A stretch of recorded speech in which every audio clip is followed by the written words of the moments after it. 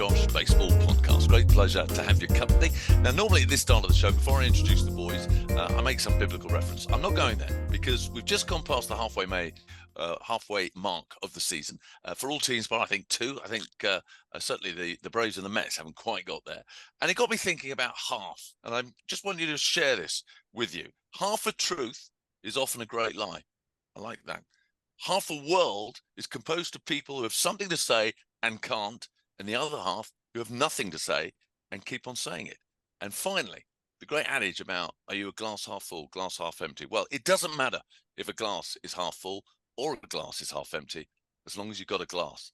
And talking of glass, here's my glass, my baseball glass, my baseball brothers. It's JC and Erik.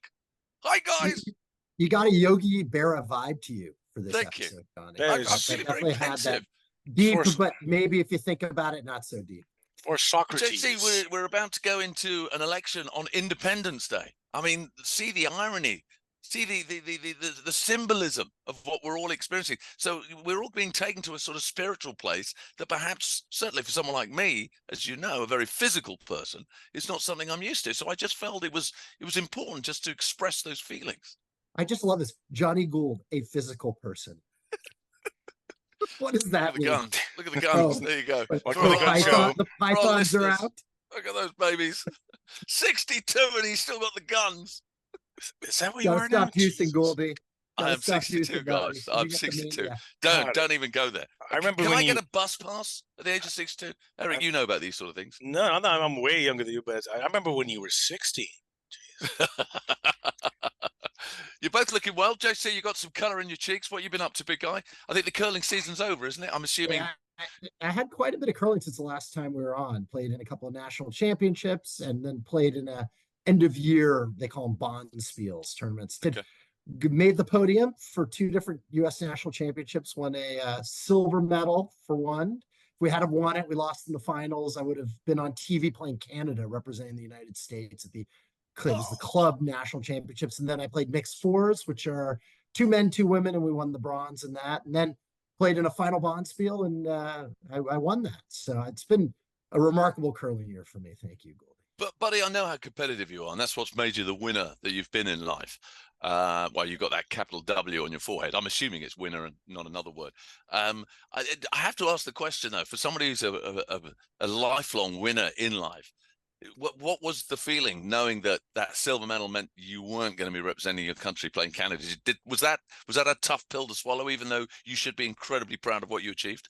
Here's the irony, the surprise of it. I was probably more disappointed in the bronze with the other team because I sort of felt like there was more of a window. We just didn't play up to our potential. Right. That's the thing.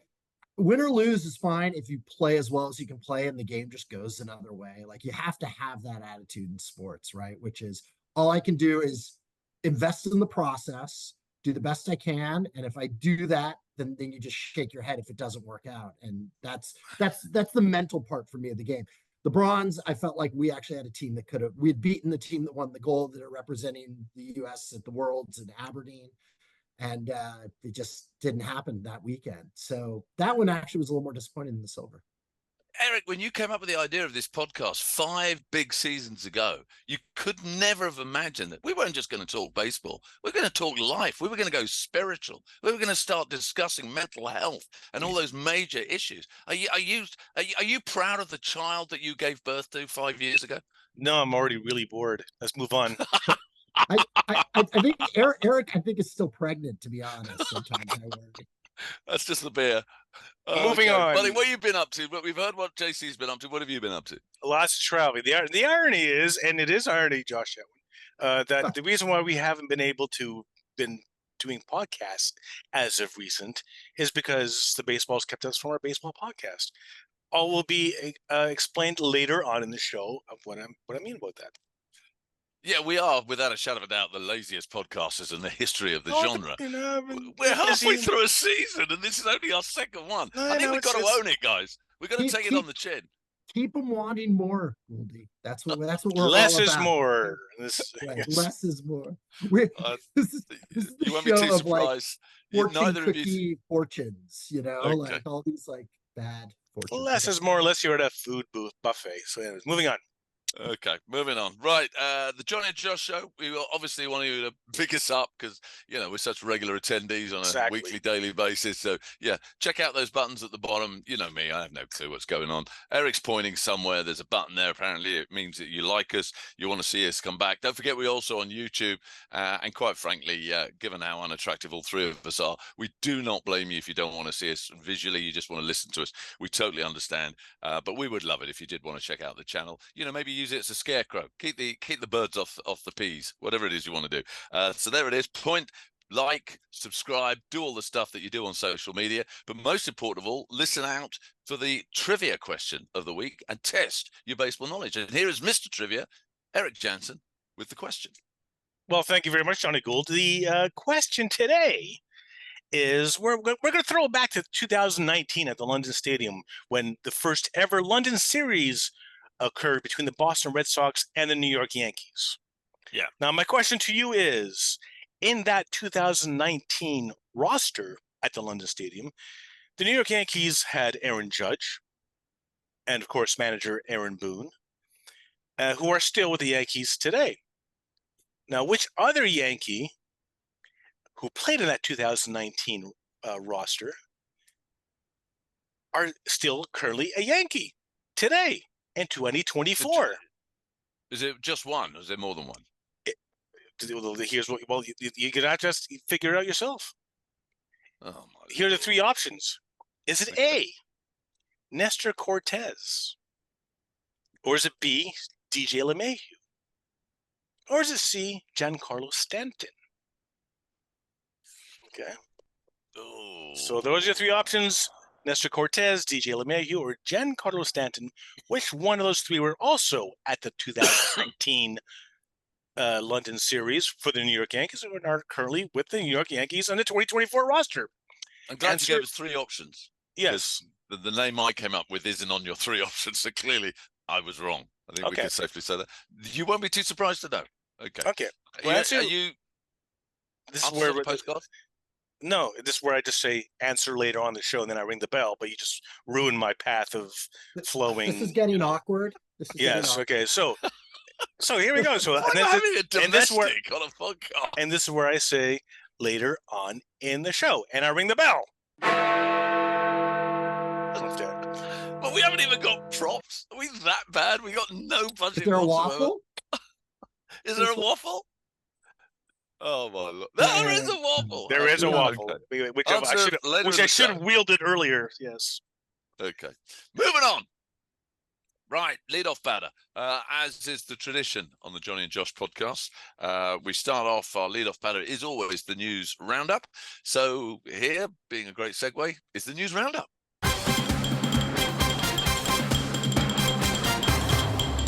Okay, well, what's been dominating the move and the news since we last did this pod, as you can imagine, given how long ago that was, rather half a the lot. baseball season. It's been literally the whole season. Absolutely. Look, we've got to start with the obvious. We've got to start with the London series. I mean, JC, you were working it.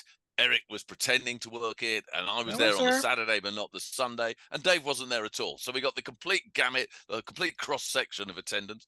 So, JC, you're the one that really put in the hours.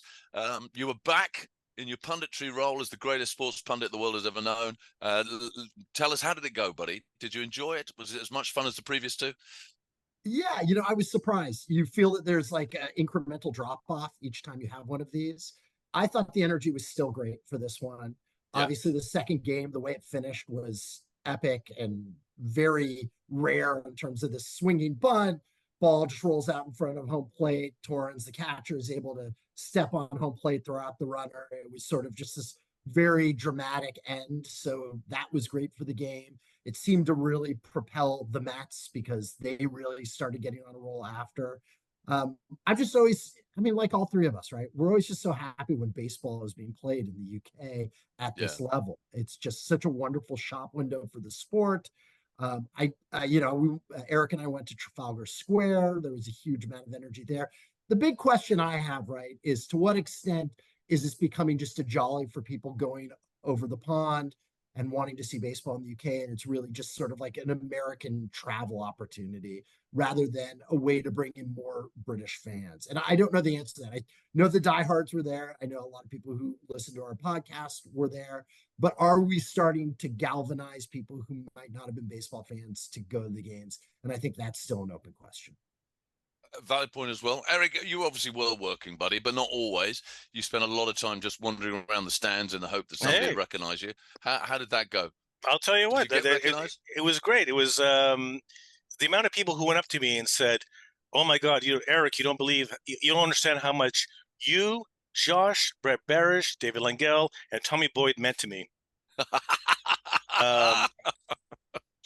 Glory days aren't over, buddy. But you were working, Erik. Who I were was you working with for? I was working with the MLB game development department and also with the TNT's weekly magazine show, which is called MLB Off the Bat. So if you tune in to those every Thursday, and Josh was of course working on the live broadcast with TNT here in the United Kingdom. Okay, here's my sixpence, guys, because obviously I was just there purely as a visitor and a viewer. I'm bummed out because I chose the Saturday game over the Sunday game. Couldn't afford tickets for both. And most of my mates, my baseball mates, my Jimmy Holden, Big Al McKinley, deputy editor of Sports Editor of the Mirror, Simon Brotherton, legend of Match of the Day. We had a great get together, which was really, really enjoyable. The problem was having booked the Saturday, because that was the day most of them could do. I did warn them all that I'm going to be late if Bath make the Gallagher Premiership final at Twickenham, which of course was happening on the same day. So of course I was there at Twickenham, heartbreak, Bath lose. I then had to hot foot it across London. So I missed the first 4 innings. And so my feedback to you is that that's not the game's fault. I missed all the big build up. The boys said the atmosphere was great. The energy was great, all of which you've just said. JC, I think from a game perspective, I missed out because the Sunday game was clearly a lot more entertaining, a lot better game. It was a bit of a one-sided affair on the Saturday.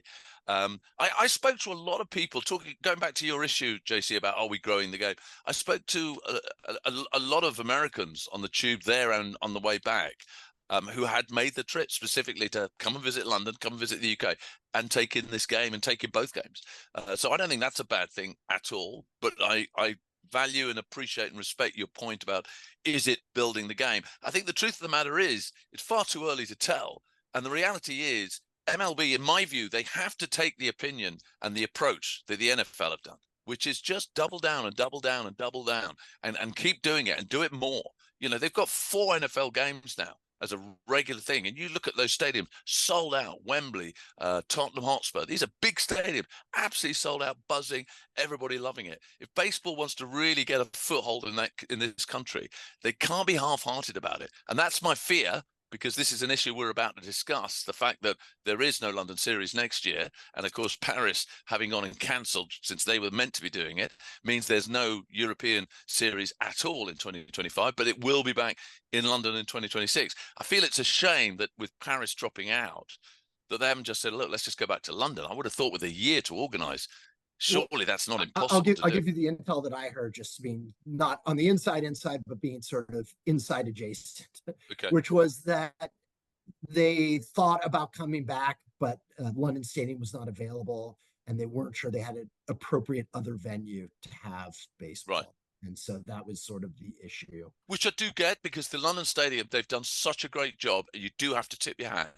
Certainly the last 2 seasons, the London Stadium, I thought you walk in there, you think it's a baseball stadium. I think the adaptation of the stadium as a whole, it really has a baseball feel. I think the dimensions of the pitch, etc., works great. That side of things, I do worry how much money has to be invested to create this spectacle. And therefore, is it a mass money losser? Because yet again, I don't know what it was like on the Sunday, but on the Saturday, those really expensive sort of middle tier seats, there was an awful lot of empty ones again. And it doesn't surprise me. They're like 170 quid a pop. You've got a family of 4. By the time you've eaten food, you're not far short of $1,000 to come and watch a game of baseball. Well, and that's the problem, right? You need to find the right price point, because you need to get people in there. What is the purpose of this? I mean, I think that's what they need to ask themselves. Is it trying to be a money-making venture? Is it trying to be a loss leader? I think the biggest hero who came out of the London series was Bryce Harper. Love when he hit the home run and he slid on the knees, sort of football style. Yeah. I also love that when he was talking about it, he was so pumped up about the baseball in the UK. He talked about bringing over 4 teams and having multiple games, and perhaps in multiple locations. I don't think that's financially feasible, but the idea that there are players that enthused, because I remember when we were doing the 5 show, guys like McGuire, they're like, oh, why do we need to go overseas? There was definitely a lot of this baseball is an American game. And I believe this generation understands the value and importance of it. It's just a question of getting ownership. I think the Players Association as well on board to making it a priority. Yeah.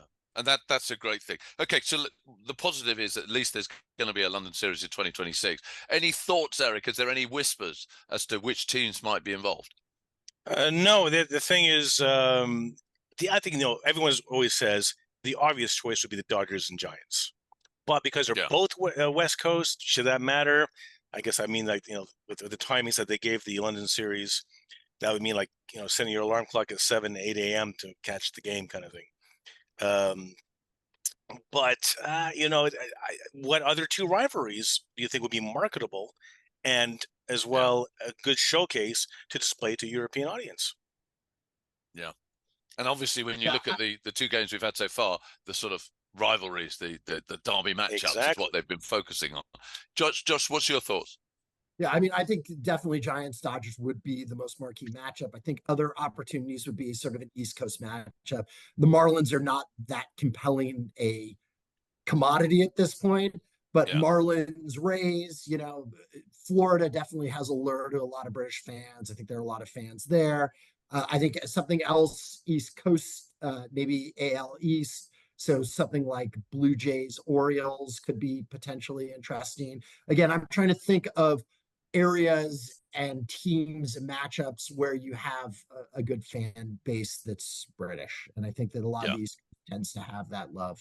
And do you see that as a big reason why the Braves are not seen to be in this conversation? Because as a pure baseball fan, who doesn't want to see Strider, best pitcher in baseball, assuming he's fit by then, and Acuna, best hitter in baseball? Who is their rival though? Who would you? Well, that's the problem, isn't it? That if that rivalry is everything, then exactly. There's no obvious choice. Yeah, I mean, you want to have a story, you want to have a narrative.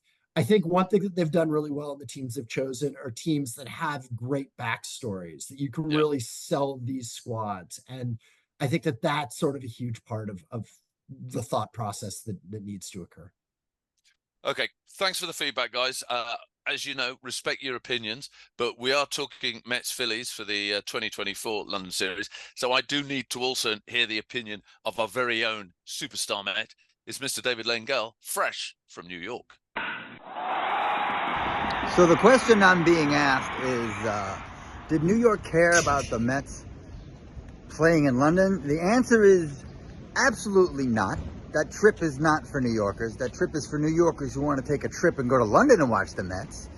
And that trip is for English people or British people who want to watch the Mets. The good thing, well, the only interesting thing about the whole trip was Pete Alonso trying to figure out if he could get a Sunday lunch on another day, which was kind of fun. And also they had that really important game on Sunday where they came back and beat the Phillies. That was super important to the Mets. The Mets, sometimes they're referred to as the hottest team in baseball. Best record in MLB in June. Most runs scored in MLB in June. Down 11 games, under 500. Now a game over in just a few weeks. Playoff odds have gone up from about, 30% to now they're above 50%. So that's what we should be thinking about. We don't, the game in London, it's a nice trip, little distraction, it's fine, whatever. Now there's bigger fish to fry. You understand? Do you understand who the hottest team in baseball is? Are we clear? And Jonny, the Mets are coming for the Braves. They're only 4 games back in the loss column. Okay, enjoy. Well, David, the first thing I want to point out that we're actually recording this on Sunday, and actually you're 4.5 games back, and that's despite an 8-2 record over the last 10 games. So, yeah, happy days. Let's not worry about the facts getting in the way of a good story. We all know it. JC, just come to my rescue here. A rare couple of weeks of good fortune for the mighty New York Mets, but we all know they're going to mess it up once we get into the I don't know. half. What I love about Dave is that was just classic New York Met fans. I remember before the series, hand wringing. These guys are so terrible. Yeah, like that New York. Yeah. And then all of a sudden they get good, and it's like, look at us. We are now one of the best teams. Yeah. Typical, just like where is that bandwagon that I can jump on and start flying? And jump off again just as quickly. Yeah. Absolutely. I mean, it does amaze me that the Mets, when you consider how much money's been invested, it does amaze me that they're having the travails that they've been having. I mean, a 500 plus season, surely minimum requirement when you spent the multi-millions of dollars that have been spent on this squad. For sure. But I'll give a lot of credit to Steve Cohen, the owner, the billionaire hedge fund owner of the Mets. I saw him talk when we were at the London series, and he was not pressing the panic button at all. And I believed it. It seemed sincere. He said, look, at that time we were only a handful of games out of the wild card, and I'm not ready to start selling Alonso and start selling all my pitchers who have value. And credit to him, because the team has turned it around. They're definitely in the playoff picture. I think that they're a team that can be competitive and surprising. And if they double down and get a couple of guys and they'll have the money to do so, then, we talk about the postseason being such a different game, and they could be a contender. And here's the thing, is like, like as you alluded to, David going on about no one cared about the London series. It was, we shouldn't have gone there in the first place, blah, blah, blah, blah. I'm sure if David made the trip himself and hung out with us at the London series, this is great. Look at us. Coming back from in the bottom of the ninth, and so, I will say something, and Erik, you and I talked about this. There were definitely more Phillies fans than Mets fans. That was a reflection of the Phillies being such a on the boil team, and the Mets being such a struggle more than anything else. But you make those decisions well in advance, and it suggests something about the way the fan bases travel. Yes, you're absolutely right. I know we're going to have a trip back in memory lane to look at our predictions. We're doing that later in the show, but I'm not giving anything away, because if I mention the fact that I think all of us went with the Braves win in the National League East, and look at the Phillies, the hottest team. But I just need you both to know that there was wisdom behind what the boys in blue, the mighty Braves, are doing. Okay, totally irrelevant for this section. Yeah. Anyways, moving on. But no, it is relevant, because I'm telling you now, we do not want that weak gap. Look what it's done to us in the last 2 seasons. We want to maintain that form. The Phillies are going to get cold. We're going to meet them in the divisional series and kick their butts. Goldie, there's a phrase that comes to mind: believe what you need to believe. So if that's what gets you through the night, I had that same attitude when I was a TV presenter. And here comes a waffle. All right. Okay, moving on. Okay, from a predominantly happy story to one of great sadness, the passing of the truly great Willie Mays. JC, just looking at the man's record, could you make an argument as the greatest ever? I know we always say Babe Ruth, but could you make an argument that Willie Mays absolutely, was the greatest player? Goldie. What mystifies me, this is going to be a slight tangent, but I will get to a point on this, which is one of probably the greatest baseball book ever written, and never chosen by Erik Jansen as our baseball book of the week, is The Glory of Their Times. It was a book written by Lawrence Ritter. Basically what he did was, in 1966, went and tried to find all the old baseball players from the original golden era of baseball, the first 30 years of baseball. And they were hard to find. There was no Players Association at the time. And he went and found guys like Sam Crawford and Goose Goslin, Rube Marquardt, all these Hall of Famers. And what was interesting, he did these interviews. It was an oral history with all these guys. And almost to a T, when they would talk about the greatest player, they would, of course, talk about Cobb and Ruth and the players of their times. But if they were going to talk about a player who was modern at that time, who was the greatest, it was always Willie Mays. And it wasn't like they were in a room together. These were all interviews done over the course of 5 summers. And they all said Willie Mays. And some of them would say, well, Cobb was as good as Mays. But he was the standard bearer for his era and arguably the greatest, even for these guys. And we all know old timers always say, oh, the players in our times are better. But so many of them were willing to concede that this guy was the greatest five-tool player to ever play the sport. And I think that's sort of what it's all about, isn't it? It's a combination of one, he was five-tool, so he could do it all, power, speed, but it's also his longevity. You know, an all-star 24 times, which at the time was second most appearances in the history of the game. I mean, that just says it all. I mean, I haven't got time to read out all his other accolades. A career batting average of 301 when you consider how long he played for. You know, 3,293 hits. I mean, the numbers are just the consistency of the man. And then he lives, after leading that life, he lives to the wonderful age of 93 when he passed away on June the 18th this year. I think also he was such an amazing ambassador of the game. When the Giants were still in New York, he would get up on the days that he had games, well before the games, and go out into the streets of New York and play stickball with the kids. And then he would go buy them ice cream cones. I mean, he was just such a figure of that. One of my best friends was his personal lawyer later in life. And, you know, I know that when they would go to Giants games, Willie Mays would hold court. People would come. He would tell stories. He was such a beacon for the sport, both in his youth and as he grew older. He was just one of the greatest ambassadors for the game of baseball.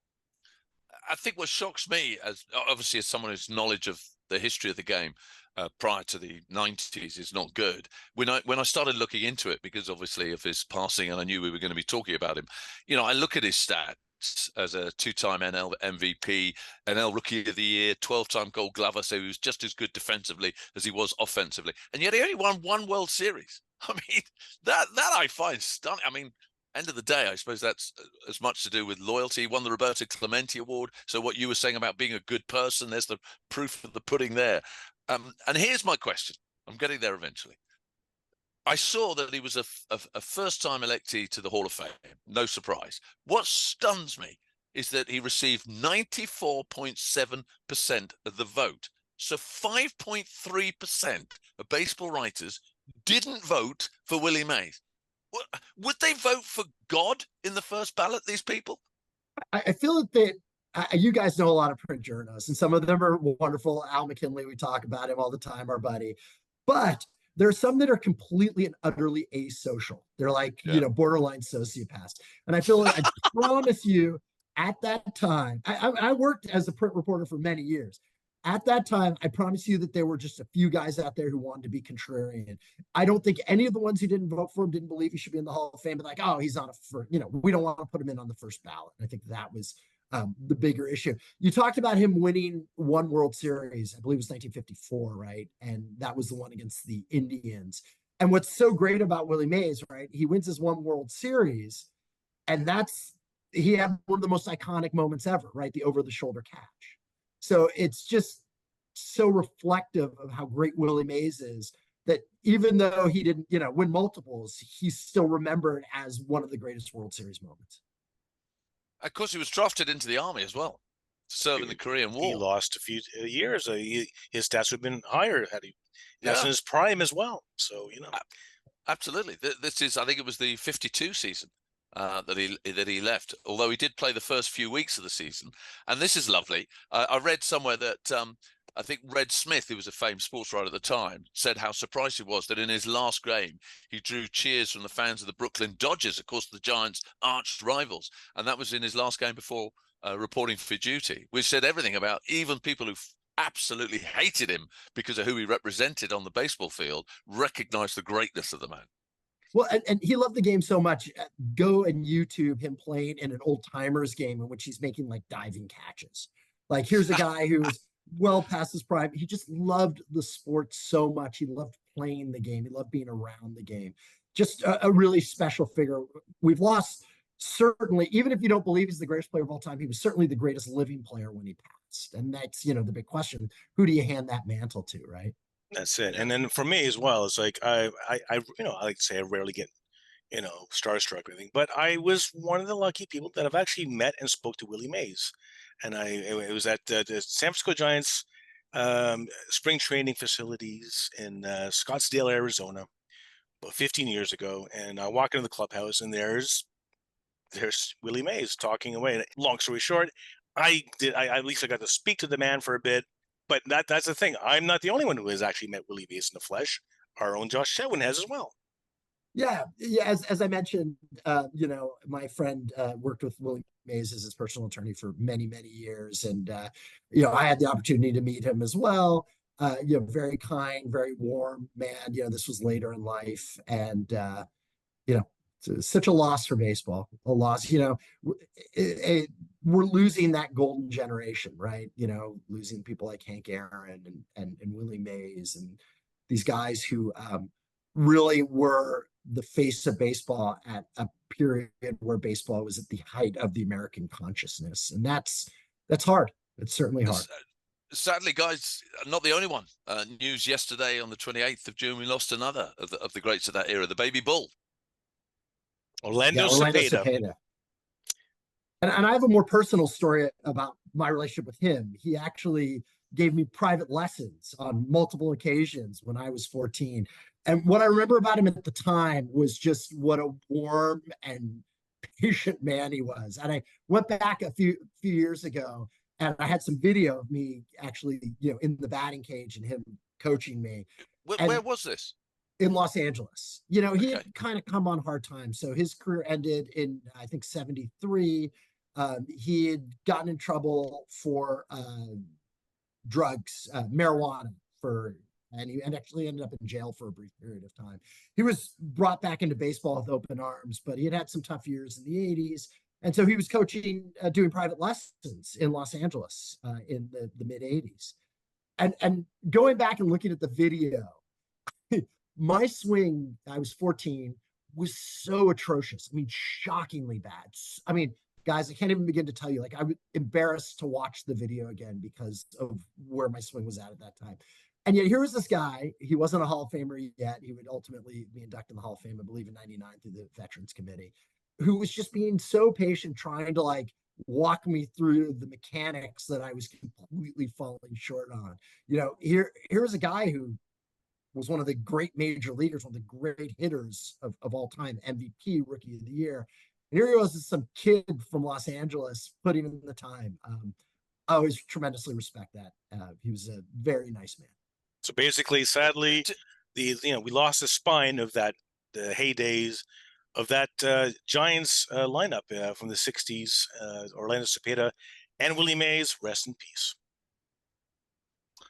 Okay, moving on.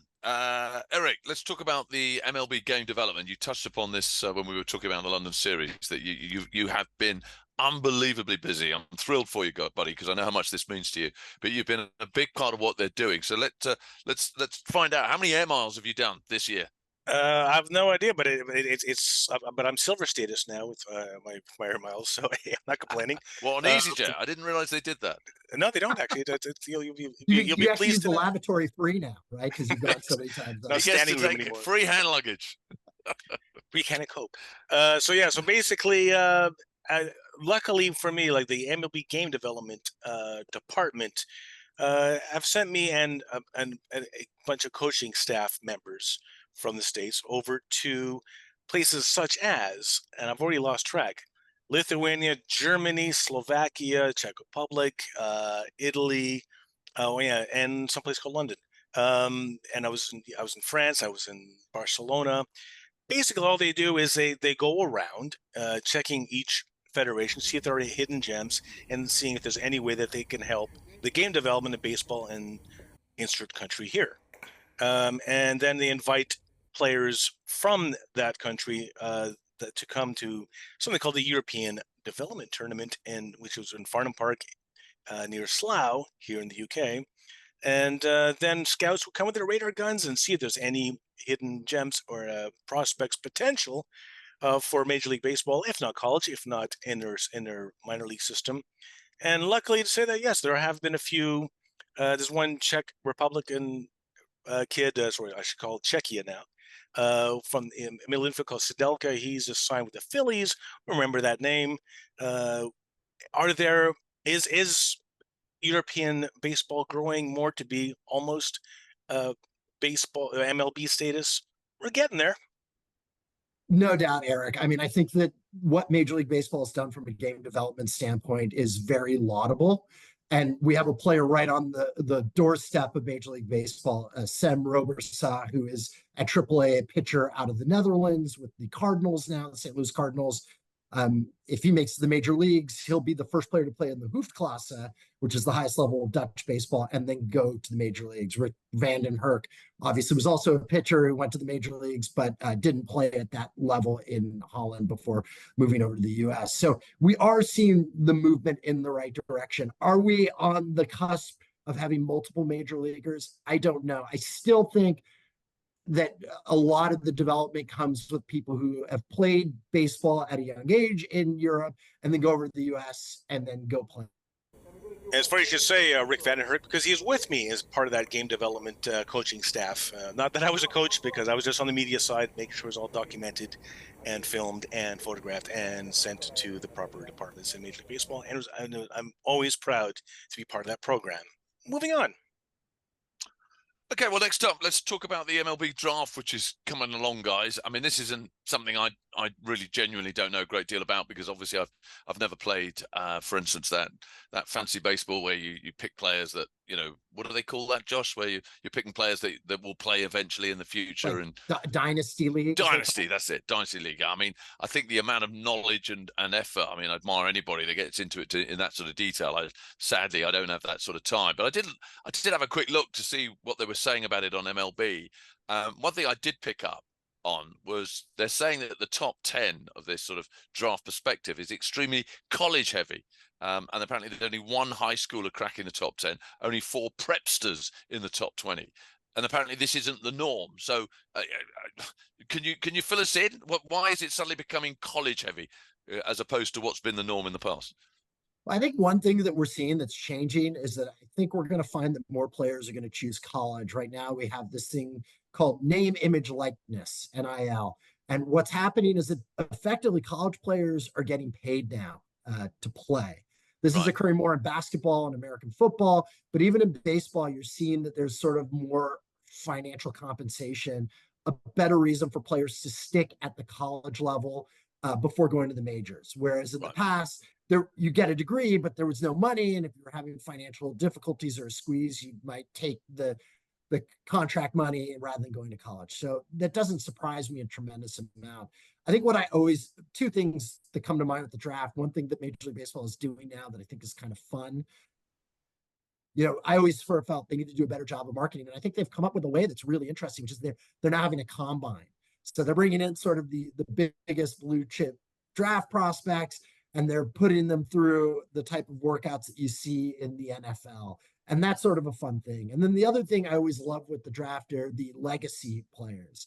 So Gary Sheffield's son, Noah Sheffield, was at the combine. He looks just like his dad. It's crazy. And then you have Cam Caminiti, who it was a cousin of Ken Caminiti, former MVP, obviously a very tragic story, who had done steroids, died young. But it really marks time in such a profound way when you have these players who are next generations of guys. Honestly, Willie, we were even still very much covering when we were doing the 5 shows. So yeah, it's crazy. Time just marches on, right? Jesse, in this part of the world, there are universities that play in an elite league. Rugby universities, they won't play any of the other universities. They just play against each other because they're recognized as being the dominant ones. You know, my old university, my old alumni, Durham, Exeter, Cardiff, Bath, these are the elite rugby universities. Are there the equivalent in baseball terms in the US? Are there colleges that are very much recognized as where the elite baseball players go? Yeah, for sure. And so for a long time, the Pac-10, which was on the West Coast, was considered elite. That's where USC, University of Southern California, UCLA were. The West was really a dominant player. Arizona State. Now, really, the hub of college baseball is in the South. The Southeastern Conference, the SEC, is really by far and away the strongest conference. Tennessee won the College World Series. But really, it's that southern belt where you're seeing most of the best college baseball. Texas A&M was in the finals. Almost all the teams, Georgia, almost all the teams are sort of the Southeast or just generally the South. Southern Miss is a really good team, Southern Mississippi. JC, I understand Cleveland have got the first pick in the draft. Well, how does that whole system work?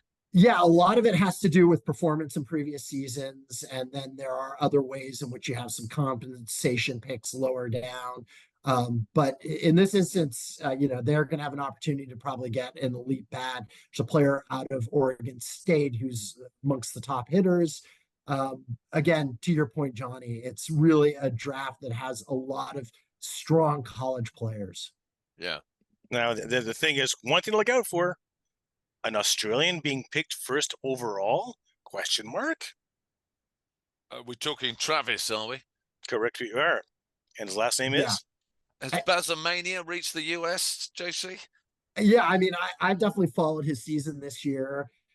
He was the player I was alluding to from Oregon, Oregon State, who's just a fantastic hitter, just a plus bat and great power. So the only thing that's difficult about getting excited about the draft is, unlike American football, unlike basketball, more akin to hockey, is that these players will go to the minor leagues. There are only rare occasions where players make the jump directly from the draft into the major leagues. So you don't get that immediate hit, to your point, Jonny, for fantasy players and all that sort of thing.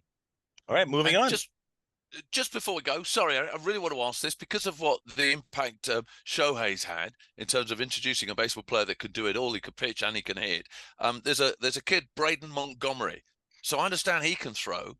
He's registered as an outfielder, but I also understand that he's registered as a pitcher as well. Is he potentially good enough to do both, or is Shohei still just a complete freak? Yeah, Shohei is a freak. I think what ends up happening with a lot of those players, because this happens somewhat regularly, that you have two-way players, is that you make a determination one way or another, and you just sort of send them down in that path, and they have to make that choice. There's only one Shohei. Moving on. Okay, up next, let's talk some trade talks. We're at that time of year. Any of the key rumors that you attach significance to? Vlad, for instance. Yes. Vlad Jr. Apparently, there were trade rumors of him maybe going to the Yankees. It is just a rumor, but then all of a sudden he chopped off his dreadlocks and he cut his hair. And of course, we all know about the Yankees' policy of no long hair and no beard. He still has a beard, but will that be shaven? Well, he's still a Blue Jay for now. What's your thoughts on that, JC? Is that just sheer coincidence? He just fancied a haircut? Yeah, I mean, I'm not ready to say that the Blue Jays, although they are in last place in the AL East, are willing to blow up their team. And if you get rid of Vladimir Guerrero Jr., you're effectively making that decision in a certain way. To be honest, Goldie, I think that if they make that choice, they're making a decision to blow up the Toronto Blue Jays. I feel like he's still a cornerstone player. Anything can happen, but I would be a little surprised. But when you think about the trading deadline, one of the things that really has changed is the fact that we have the expanded playoffs. And with the expanded playoffs, more teams are in it. So even when the Mets were 11 games under 500, Steve Cohen wasn't ready to blow up his team yet because they were so close in the wild card. So I think that you have less of the obvious buyers, sellers. And I think it's a little bit more nuanced in trading than it has been, 5-6 years ago. I have to say, though, they are 14.5 games back in the East, and the AL East. They're 7.5 games back in the wild cards. I mean, that's still doable. But they beat the Yankees last night, so who knows? Yeah, and beat them big. That's it. Well, anyways, so we've already said a rumor about Vlad Jr., which could be false. So let's not set up any rumors. We'll find out more. Hopefully, when our next show is, hopefully not in the near too distant future. Moving on. Okay, let's talk All-Star Game. It's just around the corner. Is it a complete and utter irrelevance? Does anybody care anymore? I'm going to say a stupid interleague. The interleague has just diluted the All-Star Game, diluted the fun of baseball. My stance on the interleague. It's like, now that you don't play for anything, now you don't, the uniforms are ugly. You don't actually wear it's not fun anymore, the All-Star Game. Prove me wrong. JC, I pick up on this just before you come in with your view on this, buddy. I'm almost of the opinion the home run derby is the highlight of the whole derby. Derby. Sorry, derby. The home run derby is the highlight of the whole thing now. That is a lot of fun. So I won't disagree with you guys. I think that both those are valid points. I will make the contrarian argument just so that we have the contrarian argument, which is that as much as you have interleague play, as much as you get to see these stars more, as much as you can go on, MLB.TV and see everyone, they're playing select side games. You don't see them all in the same lineup. There's something exciting about that. I think that the players still get a thrill out of that. There's something special about being named an all-star, and especially when you have first timers, that there is an excitement to that. That if you truly love baseball, you love that sort of bright-eyed kid moment that even major leaguers can get. This game offers that to a lot of these players. For what it's worth, I'm with you, big guy. I'm still a fan. I'd still go if I was out there. Anyway, let's move on. Let's talk about other all-stars. I can't believe we're still doing this. Badoo Watch, A View to Akil. Is he still playing Major League Baseball? It's like I haven't given up on the boy yet. So for those of you who are new to the show, and if you're probably not, but yes, Akil Badoo is a guy we've been keeping an eye on for how many years now? It's his third, fourth season. I've already lost track. No, it's his third season. Now, Akil Badoo, he's a player who had a strong start and when in his career, an amazing debut, and now he's just bouncing up and down in the Detroit Tigers system from Toledo Mud Hens back up to Detroit. At the moment, he's back with the Detroit Tigers because they want to show that, even though he's gone up and down 3 times this season already from AAA to major leagues, they just want to show him appreciate that they do like him and that he is handy. Although when you see his numbers currently batting 114 in 18 games with 4 RBIs and 2 home runs, well, he's now just a glorified utility player, isn't he? Erik, the only reason you do A View to Akil is because you are lazy.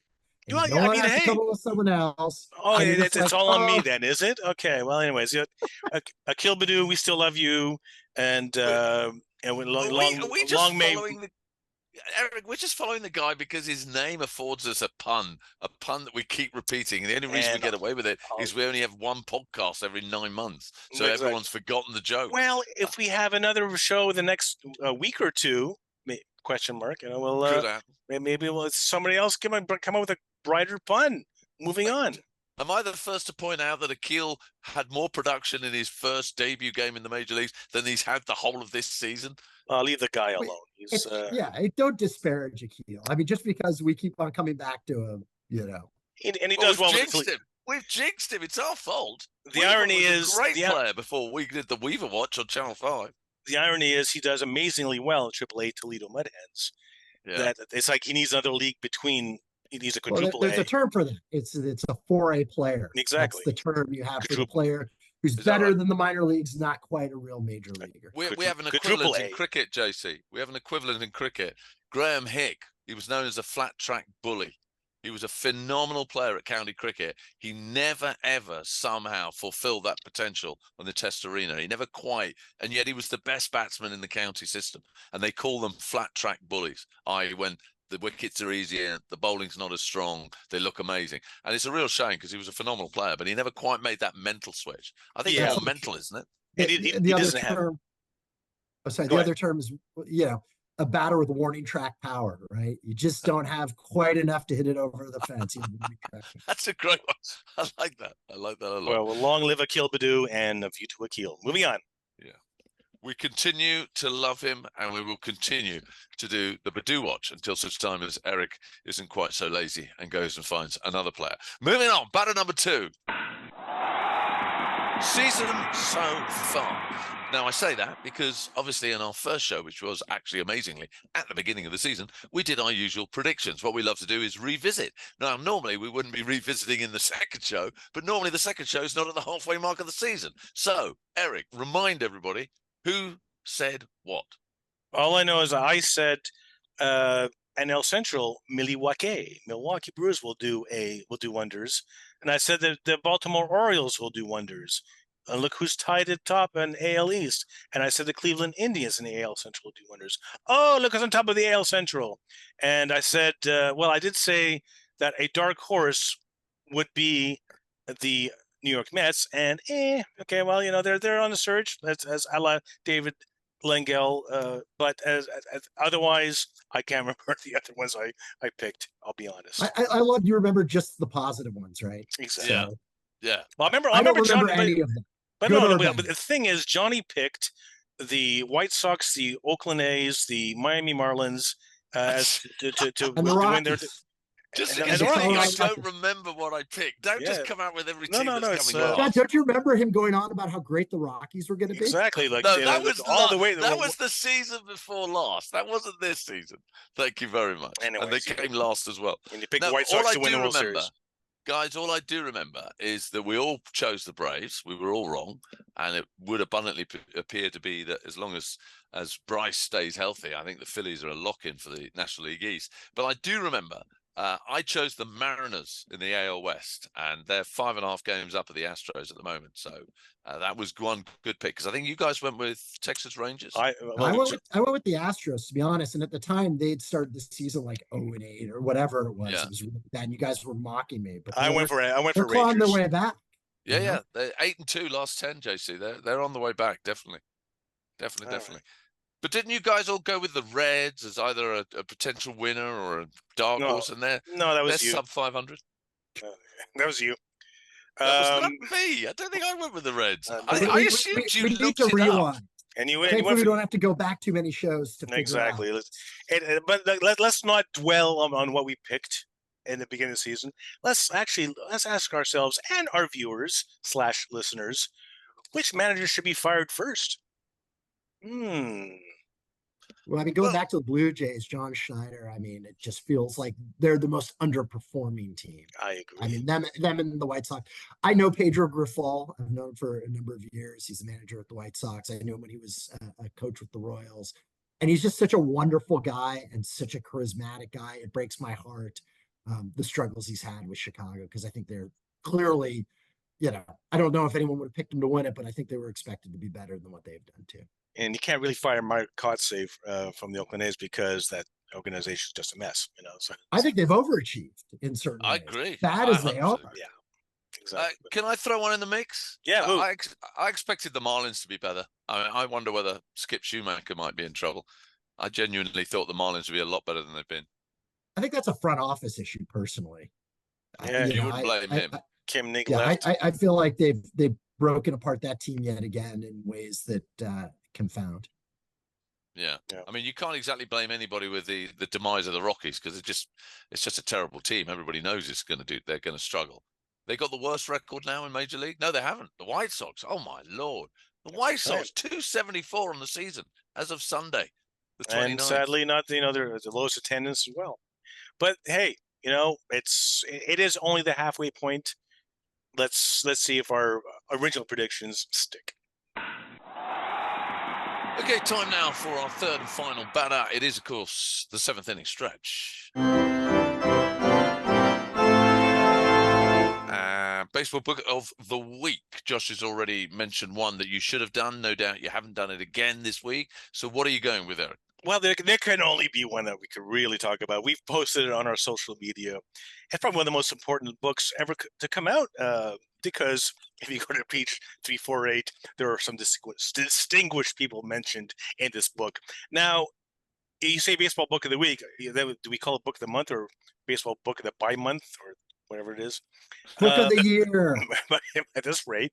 Yeah. So yes, this week's book of note that you should have on your bookshelf is Joe Posnanski's Why We Love Baseball. It's a very simple title. And as I mentioned, we're in it. We're actually what he talks about. Now, Joe We're in Posnanski. The British edition. The British edition. Exactly. I was going to say before I was rudely interrupted. And now the thing is, Joe Posnanski was kind of to come out with a second edition just to coincide with the London series. He was actually here in town in London and did a book signing when Josh and I went to meet the man. And he gave us all this time, and he signed our books, and he just to say that he signed my book, the real star of the show, but I saw the fact that we are mentioned on page 348, just in case you're taking notes, and we are in the index. That it's actually a fantastic book. It just basically lists a history of baseball in 50 moments, and we're not one of those 50, but we're a little add-on that because in his new edition, he does add on a little supplement about our bits and how and Jonny was obviously mentioned as well, but so was Josh. Yeah, well, let's explain this a little better, Erik. So he adds Sorry. five British baseball moments. So Let's see. he, out of the history of British baseball, well more than 100 years now, he picks about 5 key moments in the history of British baseball, and one of which is the Channel 5 show. Correct. Which is beyond exciting and makes me incredibly proud, even though if anybody actually gets the book, I've got a copy. Why? Because he very kindly sent me one for nothing. What a his agent got in touch, asked for my home address, bang. 2 days later, I had a copy Are you on my serious? doorstep. Yeah, which Josh, is incredibly kind. Josh, we have to pay for ours. What the hell? I didn't ask. I was offered. So I wasn't there, do my usual fishing for a freebie. So Gouldy DMs me like he's just found the Holy Grail. He's like, look at what I am in. Look at this. Hey, but buddy, you know why? Did you check out did you find your name in the index at the back? Because I found mine because I didn't know where the reference to Channel 5 was, so I went in search of it, and there was my name. And I think you're right, page 300 and something, isn't it? 48 or something. Yeah. Yeah. And like 3 names above me, mate. Dwight Gooden, no less. Did I expect to see my name? We should also point out this is not just some author. Joe Posnanski is probably one of the best baseball writers currently in the business. So to be added in his book in particular is a great honor, because he's a guy I certainly admire from that standpoint. Well, and I think also for him to recognize that the show did have a very significant positive input, that makes me incredibly proud, guys. I mean, for me, the biggest plus is, one, I discovered a love of a game that I knew nothing about when I came to the program in 1997. But, I got 3 of the best mates I've got in the world as a result of that program. But to also know that we as a collective had an impact that's actually worthy of mention. I mean, I'm unbelievably proud. You're talking to somebody who's had the worst career going in terms of as a professional actor, as a TV presenter, etc. So to have that little flag of glory, it's wonderful. It's absolutely wonderful. It's the Gouldy legacy. Yeah. Well, anyways, it is available in many bookstores here in the United Kingdom. So next time you're at Waterstones or any other, but go to the sports section and go to find Why We Love Baseball, and make sure it's the 2nd edition, and make sure you check out page 348. Moving on. And when you do check out page 348, you'll see very little reference to me. I think there's one, but there's a consistent reference to a certain Mr. Erik Jansen, who was clearly. I mean, did the man take out a restraining order against you? Because the number of questions you clearly either forced him to ask, because you're constantly referenced, Erik. Not that I'm jealous. So here's your challenge, Gouldy, besides seeing Spinal Tap at some point, is actually read the rest of the book, because it's a great baseball book. Well, the first time ever in the whole baseball book of the week section, I'm telling all our listeners, get out there, guys, and go and get this book. Joe Posnanski. Is that how you pronounce it? Posnanski. Okay. Yeah. Right. Cultural reference. What are you going to go with this week, Erik? Well, there's a few birthdays, and well, first of all, I would like, on a sad note, I'd like to say rest in peace. We've lost Donald Sutherland, not just an esteemed actor, and wonderful dramatic actor and comedic actor, but the #1 fan of the Montreal Expos. I used to see him many times at the Olympic Stadium. He was such a fan of the Expos. Let's face it, there weren't many celebrity fans of the Montreal Expos. But Donald Sutherland was one. There was one actually story about, and I've been trying to corroborate the story. There was one story where he was working on a film in Europe, and one of the conditions was he was allowed to, this back, of course, in the days before internet or wireless, whatever you want to call it. The only way he could listen to an Expos game was a friend of his would put the phone next to the radio, and so he can hear the Expos. And he had a $7,000 phone bill once. Wow! And I believe is when he was filming.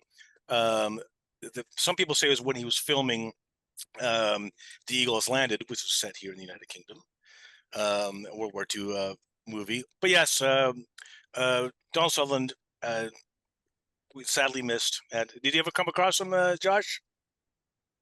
Not personally. No, my folks knew him, but I never personally got to to meet the guy, but great actor, really sort of one of the best of his era. So loved him. I read a great story about the movie MASH, the Robert Altman film, not the TV series, and how Sutherland and Elliot Gould were both like, this guy is nuts. Like, what the heck is he doing? And they both thought like this was going to be a career ender of a film. And after they saw it, they realized, as Elliot Gould put it, we were just arrogant actors. We didn't get his genius, because the film was obviously a tremendous success. That's right. Donald Sutherland, the original Hawkeye in MASH. Yeah. Animal House, guys. And Animal House. Yeah, I loved it. One of my all-time favorites. Moving on to as well. Now, moving on to birthdays, actually. From MASH to MASH, of course, yes, Donald Sutherland was the movie MASH. But then TV series MASH, and I always seem to do this every year. Happy 90th birthday to Jamie Farr. He is 90. Corporal Klinger is 90 years old today. Actually, tomorrow. You just recently had a birthday too, Erik. I did indeed, but I'm not as old as Jonny or Jamie Farr. But Jamie Farr is on his birthday, July 1st, at the Toledo Mud Hens. Yeah, of course, he made the Toledo Mud Hens famous by wearing Toledo Mud Hens jerseys on the TV show MASH. They will have Jamie Farr bobblehead day on his birthday, July 1st, at their home game. So then, moving on to one more birthday, I wanted to note. It is baseball connected, because happy 98th birthday to Mel Brooks, who has supplied us with so much humor and laughter over the years, and still is. 98 years old. Wow. And one of the things is, sadly, we lost, Carl Reiner, his best friend, a few years ago. And the thing is, they would hang out. This is like to be a fly on the wall. Carl Reiner and Mel Brooks would hang out together and watch baseball, and then watch a DVD every night, and order like deli sandwiches. Pastrami. And that was commonly. Yes, exactly. That was commonly royalty, watching baseball together. But happy 98th birthday, Mel Brooks. And I guess I'm run out of birthdays and people have passed away. So. Okay. Do you want to honor Mr. Mays in any other way other than just telling the world what a wonderful human being he was? A very nice segue, Jonny Gould. Basically, what we're looking at is last year when we discussed music and baseball and how they overlap and interconnect, I came out with this song by the Treniers about Willie Mays, and it goes something like this. Say hey, fellas, what's your name? Say who? Say Willie. Say hey. Say who? Swinging at the plate. Say hey. Say who? Say Willie. That giant kid is great. When he hits the ball, it's long gone man. Hits it farther than Campy can. Swings the bats like a little lead pipe. When they reach the ball, it's overripe. Say hey. Say who? Say Willie. Say hey. Say who? So that was, during the heydays of the Say Hey Kid. That song came out by the Treniers, and it was like, I like that song. And now I'm not saying I'm a fan of rap music or whatnot, but lately there was this song that came out by Chuck D of Public Enemy, who came out with this song. Ladies and gentlemen, number 24, Willie Mays. Say hey, greatest in the field of what you got to say. No question, number 24, will he amaze ya? Most excited ball player in the game to play. Willie Mays, East Coast, West Coast, say hey.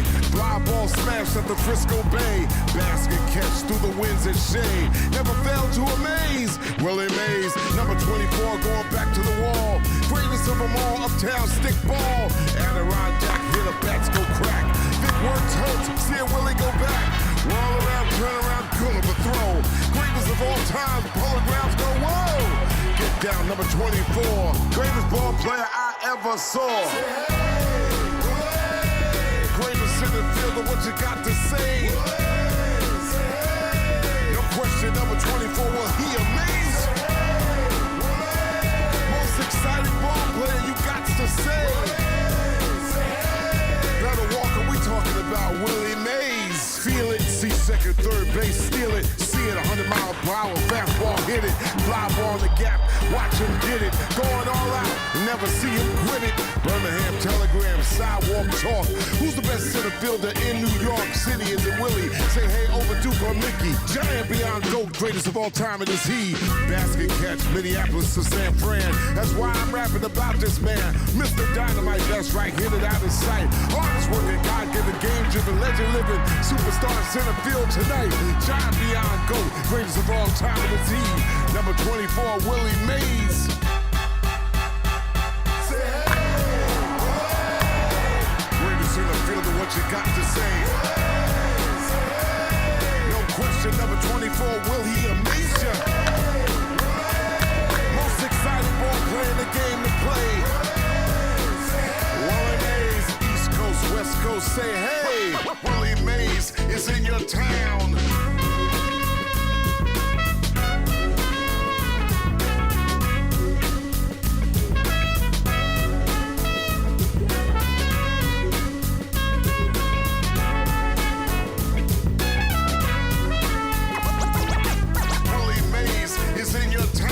Willie, say goodbye to America. Thank you very much.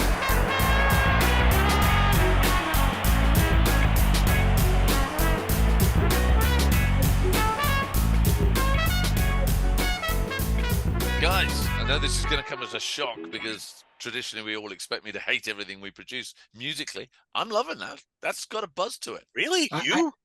Yeah.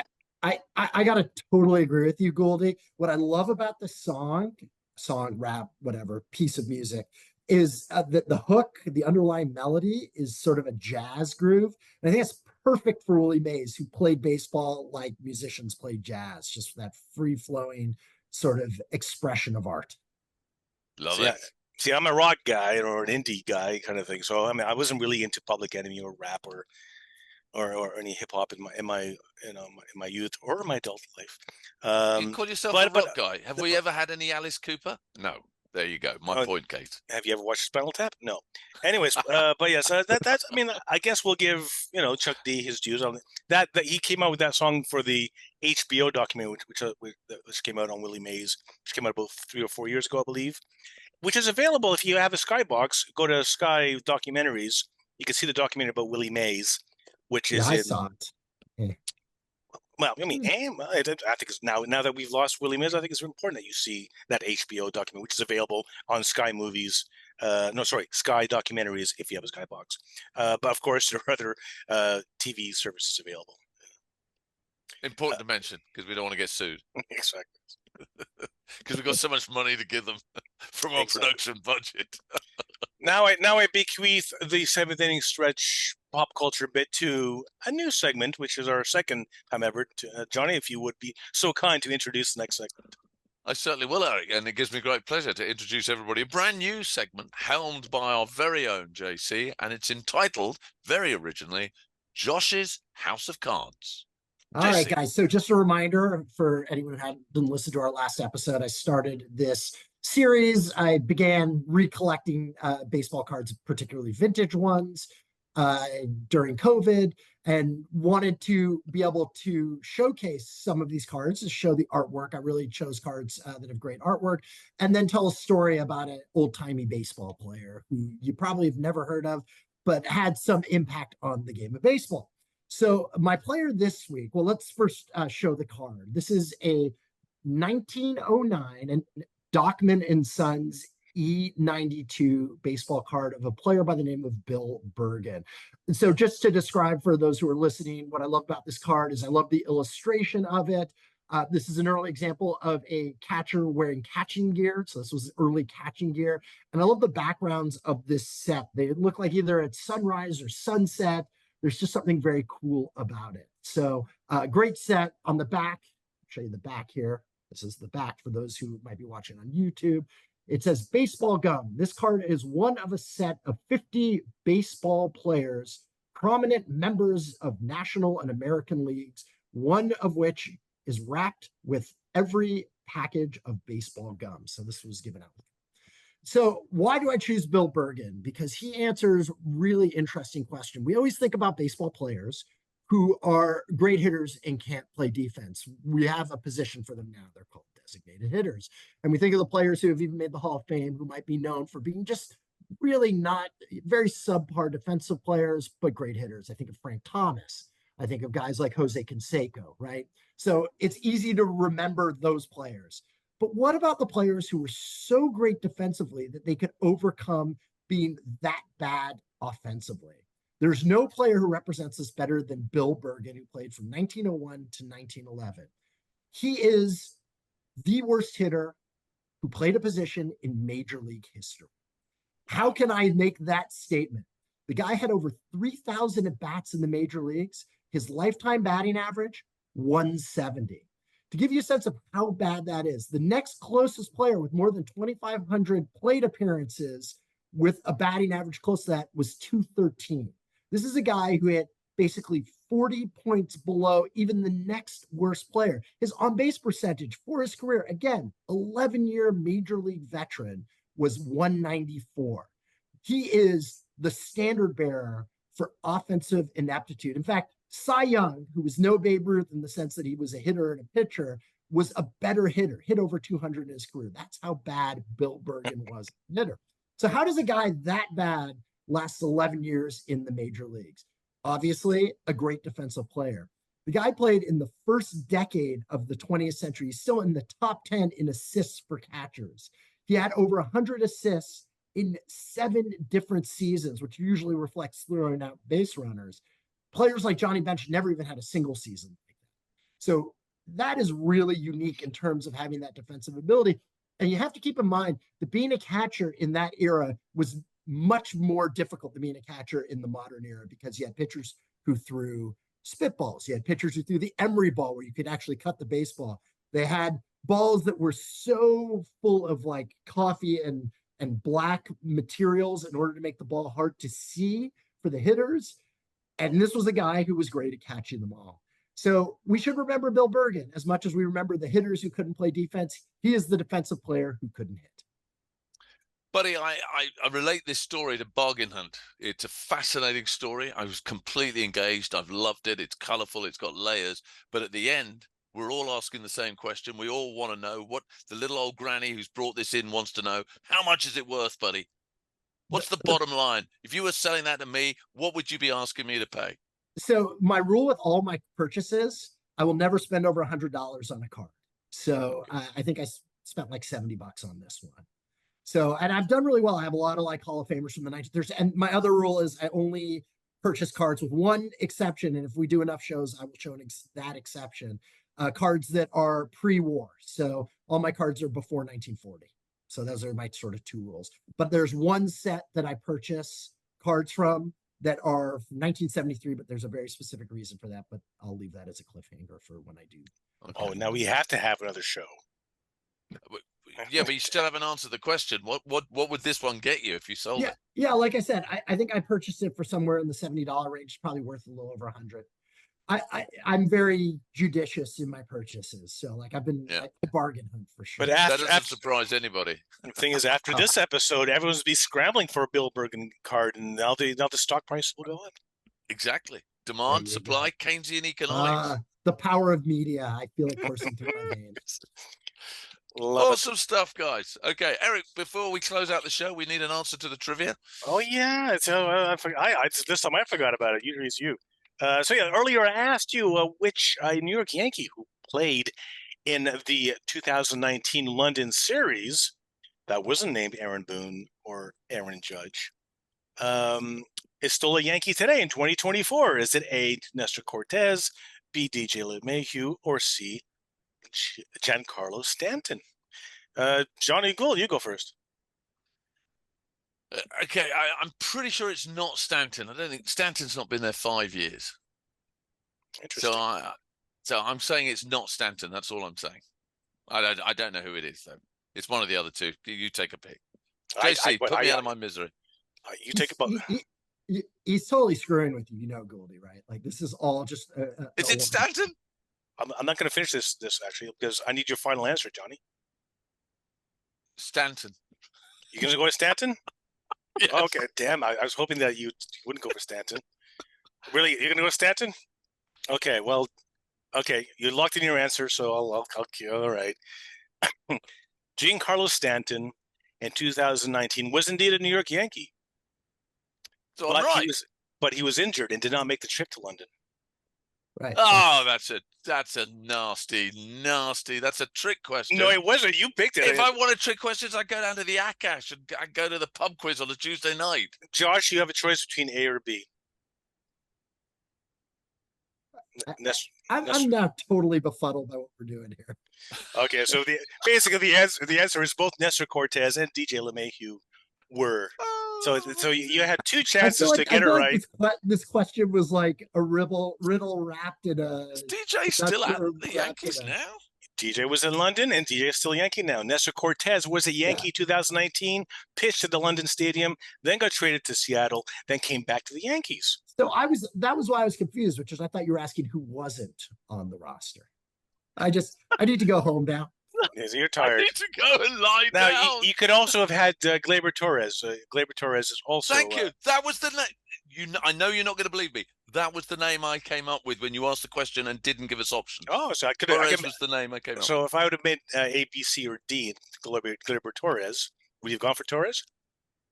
Well, if the question, because now I am confused like JC, if the question was who was in 219 and 224, yes, I would have gone with Torres, because that was the name that I thought, well, he's definitely still a Yankee, and he was definitely a Yankee then. So, anyways, they were all Yankees in both. Wrong. Which is one didn't show up because he was injured. He was injured. He's injured now. He was injured then. Yeah, and he was still a Yankee. Yeah. Giancarlo Stanton did not play at the London Stadium in 2019 London Series. You didn't say play. You said I did indeed. Yankee. Rewind that tape. No. He said roster. He said on the roster. I said who played in the 2019. Listen carefully next time. Listen carefully. He's had brighter moments. Let's just leave it. I'm glad our listeners of yours are more astute than you. Now I will now leave you to sign us out, Johnny. Well, I may not want to because I'm not on the roster, so it don't count. I'm on the IL. Oh, you were injured in 2019, really? He pulled his groin yet again. What happens behind closed doors? Well, guys, sadly, that does round up the time. I think we've overrun massively, personally. But as always, we do want you to pump it up big time. I know that we're not exactly the most consistent of podcasts, but we love you massively, and we're so grateful for you tuning in when you do. So do check us out, whether that's on the Jonny and Josh Show on Twitter, whether it's on Facebook, all the normal mediums, and hit the buttons, hit the like, and do check out YouTube, because then you can see just how old the three of us now are. Big thanks to Nat Coombs. We are, of course, part of the Nat Coombs stable, and Nat's still got his show at the NC Show, the NFL show. But we're on everything, guys: Twitter, Facebook, Instagram, YouTube, you name it, we're on it. So keep the faith is all I ask you. I know we don't do this regular enough. It is incredibly tough to get four of us together, as proven by the fact that one of us is missing. I miss Big Dave, guys. It's never quite the same. As much as I love you two, I want all my brothers on the show. Yeah, he had to pick up his daughter from summer camp today. He got priorities. And also, by the way, Nat Coombs was actually at the London Stadium and didn't bother to come hunt us down and say hello. Is that right? Was he there on Saturday or Sunday? I can't remember. Okay. Either way, he was probably there Sunday. He would have come and said hello if I'd been there. From all of us, as always, me and my baseball brothers, it's been a pleasure, and we are eternally grateful to each and every one of you listeners and long-term fans of the great game of baseball. We will keep doing the podcast because we just love getting together, but we also love connecting with you guys. So from the bottom of our hearts, a big thank you. Stay strong, stay good, and we will be back before the season's out.